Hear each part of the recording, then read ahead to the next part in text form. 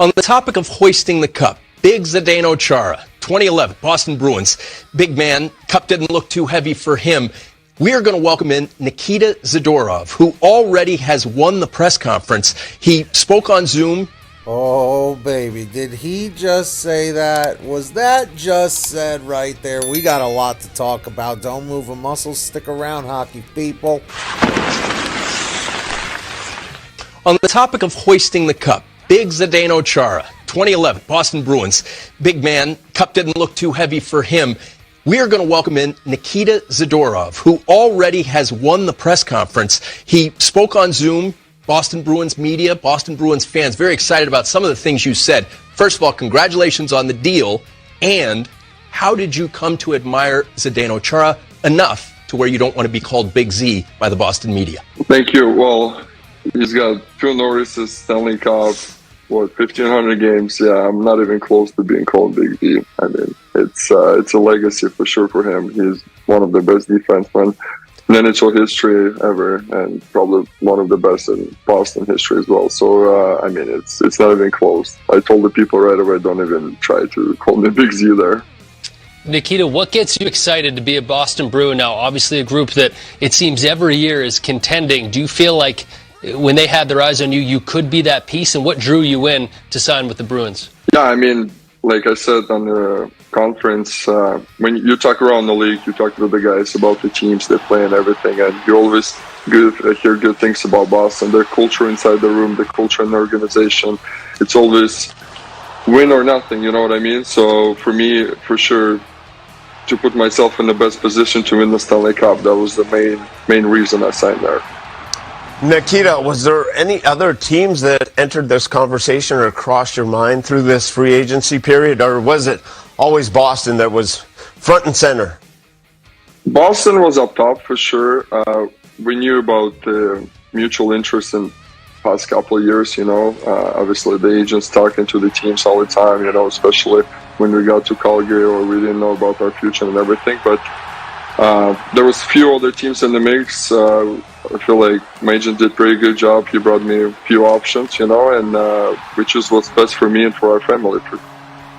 You mentioned family there, Nikita, and oftentimes it's not just one player picking where you're going to play. It's got to be a good feeling for you, and has it set in the fact you're on the East Coast, you're in Boston, travel's easy, you're not in Vancouver, Chicago, Calgary, Vancouver, the traveling's really tough, you're going to be home more. Is that something that was also appealing, go to the East Coast? I mean, we live in 5-star hotels and fly private, I mean, wherever. It's not a tough life. You make millions to do that for a living. I don't think that's a main thing. Oh, I got to travel a little bit, that's why I'm signing the team. No, it's definitely not the main thing. I was a little soft, so for me that's a big deal. Maybe I was never wanted out west anyways. That Zoom, you won over a whole lot of people. Very charismatic, very genuine, much appreciated, your personality. One thing that we heard was that when Vancouver played in Boston this year, you and Lindholm joked, quote, this would be an awesome place to play together. And then today happens, your reaction to that. Only one thing I'm not appreciated, it's your tie and your shirt collar. So that's the only one thing I don't nice. Throw in some shade. About the Lindholm, yeah, I mean, it's awesome place to play, great city, and the fans, like I said, the organization, the history inside that thing. So for sure, I mean, we both were free agents. We knew we were going to have to make tough decisions in the summer. We joke around, and that's a third team together, and I'm pretty pumped to have my boy too. And Nikita, what are you looking forward most that are outside of actually playing for Boston, but the city of Boston, the culture, everything that goes into it, anything that drew you outside of the actual team itself to the city of Boston? Well, I mean, city is awesome. Great neighborhoods. Obviously, me and my family brother settled somewhere.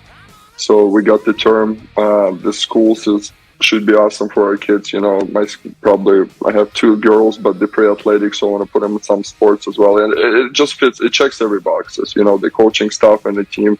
Also, I had a talk with Jim and the way he sees me and everything. So I thought it was just the perfect fit for us. On the topic of Jim Montgomery, we heard you skated a bunch with Monty when you played for the Avs and he was coaching at Denver. What impresses you about him? He's a unbelievable person to talk to, for sure. I feel like the first impression is great, and I watched pretty closely the Leaf series this year and their series against the Panthers, and the way he talks about the players, the way he treats the players. And I mean, you can tell, like, the guys love playing for him. That's the main thing, you know, like when you want to go out there and go kill somebody for your coach, I think that's the road to success as well. My road to success includes wearing black and yellow when you're on the show from now on. Thank you for joining us. All right, thank you, guys. Our pleasure. Yeah, yep. People were talking about this one, and they said, hey, man, we want to hear what you have to say, so here I am. This is what I have to say. Okay, no matter what is said in any kind of scenario or any situation, you're always going to have everyone who agrees and everyone who disagrees, okay? Sometimes you'll look up at the sky and everyone can clearly see that it's blue, but somebody else, they're going to say, nope, it's gray, even though it's clearly blue. You're always going to have someone who disagrees, even though if something is so obviously right in front of them. Kind of like with this scenario right here. So in the comment section, tell me, what were your thoughts on what he just said? Because, yeah, it was just said. All right? And if you made it to this part of the video, comment Puck Sunday. Whoa, dude, before you go. If you love watching hockey as much as we do, hit that free subscribe button real quick and turn on those rad notification thingies. You love free stuff. We love free stuff. You love hockey. We love hockey too, dude. Be sure to subscribe, like, and share. It lets us know you care.